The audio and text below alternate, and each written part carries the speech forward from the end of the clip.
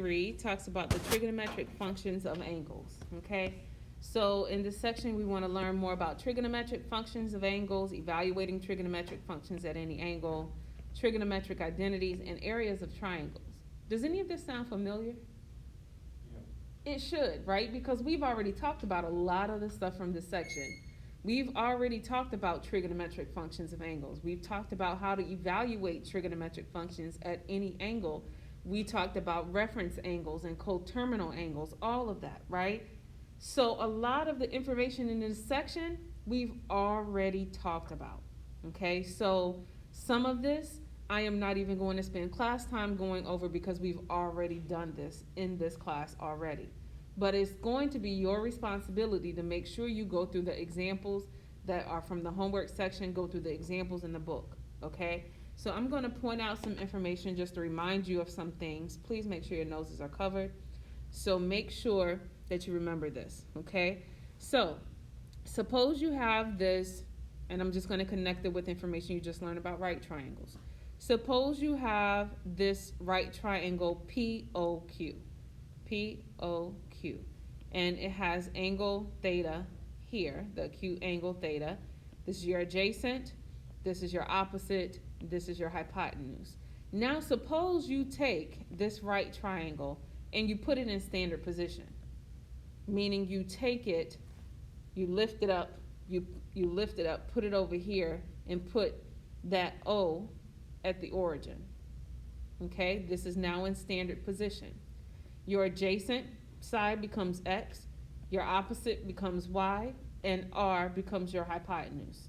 Okay, now this point P, the X value is X, the Y value is Y. So notice that you have length X here, Y here.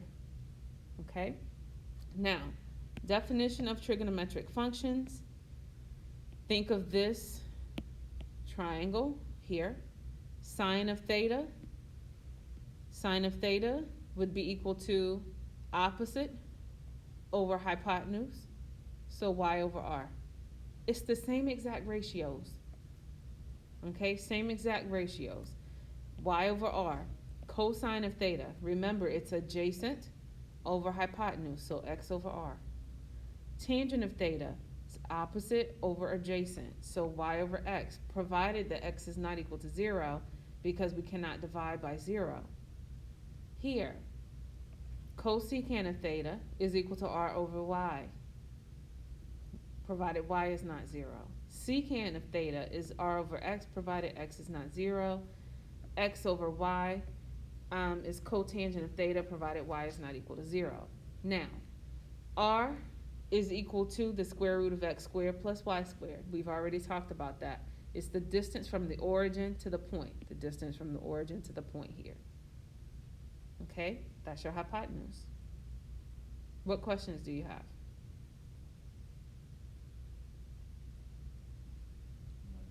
Okay, all right, so this just repeats what I just said at the beginning. A lot of this we have already talked about. Make sure you review examples 1 through 4 on your own. We've already gone through them, but you definitely need to make sure you know it.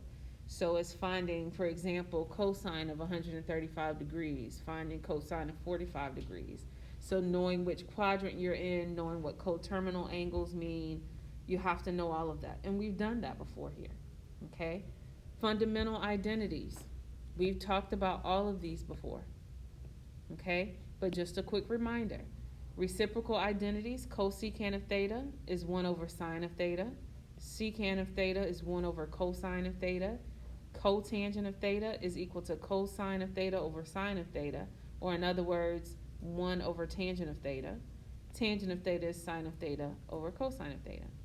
Your Pythagorean identities, they come from knowing what? The Pythagorean theorem, also knowing what? The unit circle. Good. Remember the unit circle says x squared plus y squared is 1. Or in other words, sine squared or cosine squared plus sine squared is equal to 1. Dividing everything here by cosine squared of theta, you get tangent squared of theta plus 1 equals secant squared of theta. Remember we talked about how to get from this to this and this to this? Do you remember that?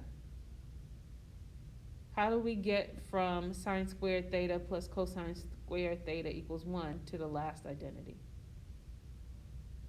Yes? Divide by sine squared. Divide everything by sine squared theta. Very good. So then you get 1 plus cotangent squared theta equals cosecant squared theta. Good. So now we're just going to review some information, put everything together. And we've done problems like this too, but let's just do a few. We want to find the values of the trigonometric functions of theta from the information given. So tangent of theta is equal to 4/3, and theta belongs to quadrant 3. You remember seeing homework problems like this? Now we're just doing it again. Why? Because we know the right triangle ratios. Somebody's blowing their horn. Okay. Tangent of theta is equal to 4/3. Theta is in quadrant 3. Now, R is the only missing thing. We have our opposite, we have our adjacent, or in other words, we have, as we just talked about, y over x. We have y over x. So the only thing that's missing is our R. So R is equal to the square root of 4 squared plus 3 squared. The square root of 16 plus 9 is the square root of what? 25, good, which equals 5. Now, since theta is in quadrant 3, what do you know about y and x? They're both negative, good. Since theta is in quadrant 3,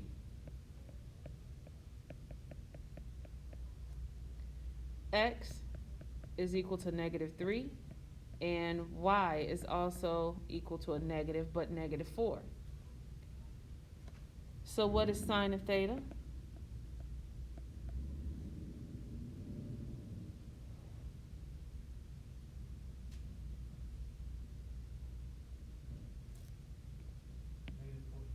Very good. -4/5 is equal to y over r. What is cosine of theta?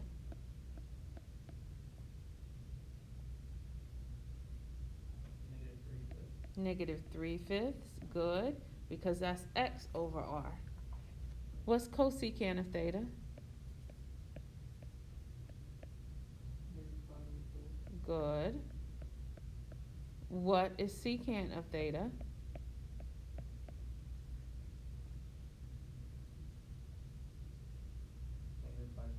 -5/3. Good. And what is cotangent of theta?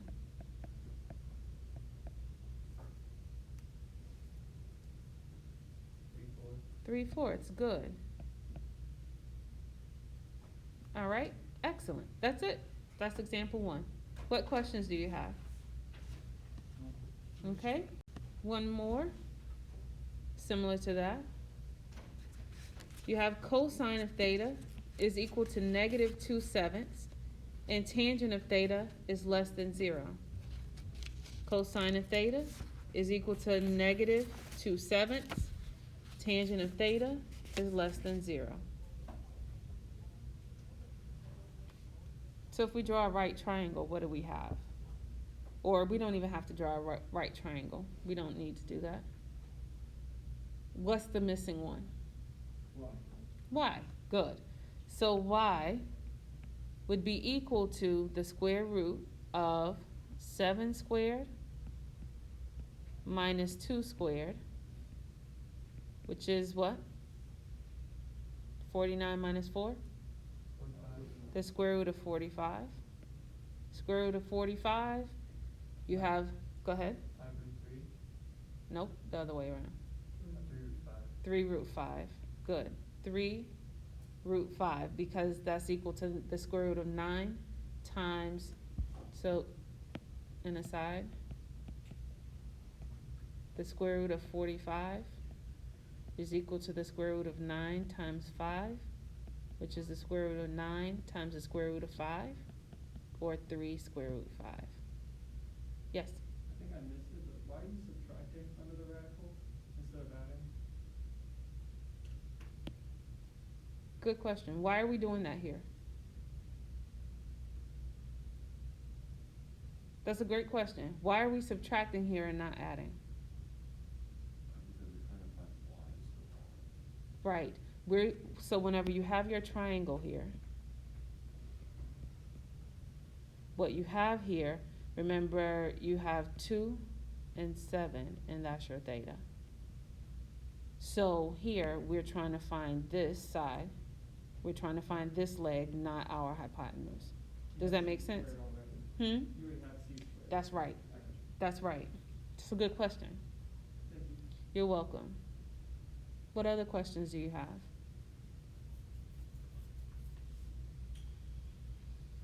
Okay.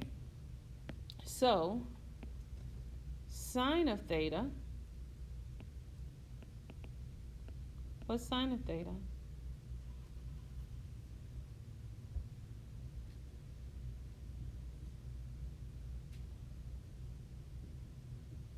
Would it be 3 root 5 over 7? Very good. 3 root 5 over 7. Good. How did you know it wasn't negative? I honestly just assumed that it was negative 2 over 7 instead of 2 over negative 7. But what else gives it away that sine of theta has to be positive? Well, we also used positive 7 in the y equals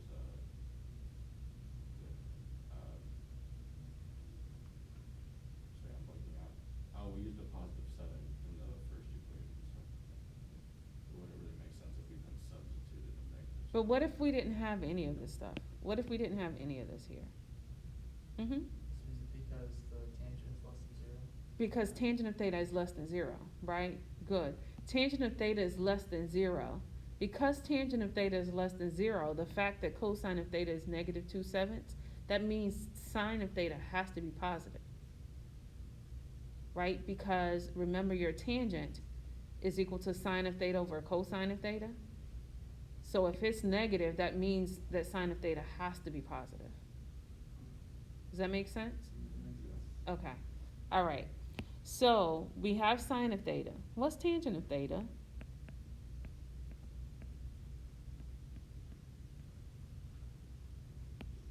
You want to write it out together? Tangent of theta is equal to sine of theta over what? Cosine theta. So negative 2/7. So that's the same thing as 3 square root of 5 over 7 times the reciprocal of negative 2/7, which is negative 7/2. The 7's cancel out, and that gives us negative 3 square root of 5 over 2. That's tangent of theta. Does that make sense? What's cosecant of theta? 7 over 3 root 5. Good. I'm going to use a different color so it'll stand out.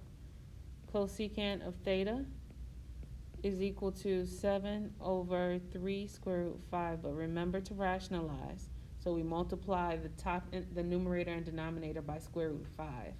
So that will give us 7 square root 5 over what? 15. Good. Okay.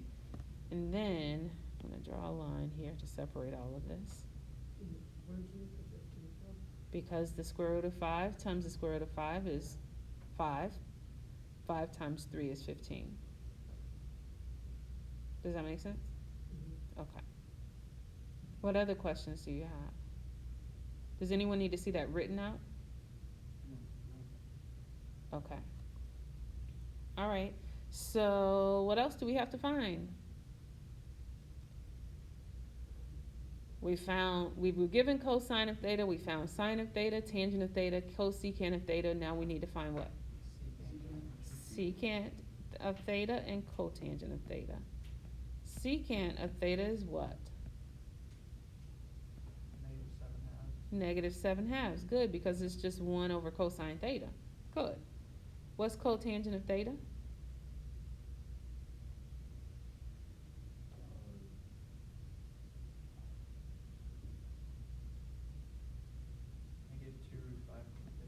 -2√5/15. -2√5/15, good.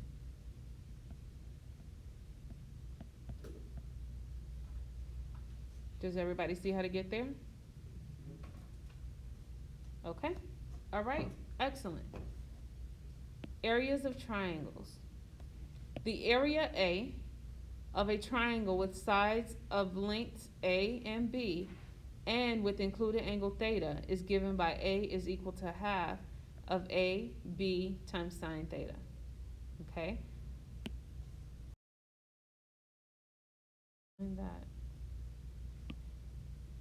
So now we want to find the area of the triangle with the given description. A triangle with sides of length 10 and 22 and included angle 10 degrees. So we know A is equal to 1/2 times 10 times 22 times sine, that's sine, of 10 degrees. What did we get? To the nearest tenth.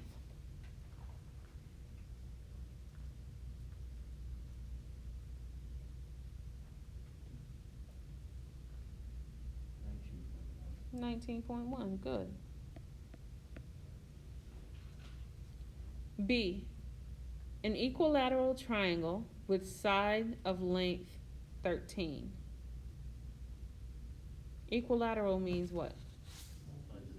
All sides are the same, right? Good. So go ahead. What did you get? 73.2. Good, 73.2. So let's write it out. A is equal to 1/2 times the quantity 13 squared, sine of what? 60. 60 degrees. Good for you. Good for you. And that's equal to 73.2. And if you wanted to, you could have written out what sine of 60 degrees was. So that would be like 1/2 times 13 squared is 169. And then sine of 60 degrees is square root 3/2. So you could have written it out like that and then entered it. Either way is sufficient. What questions do you have? Okay.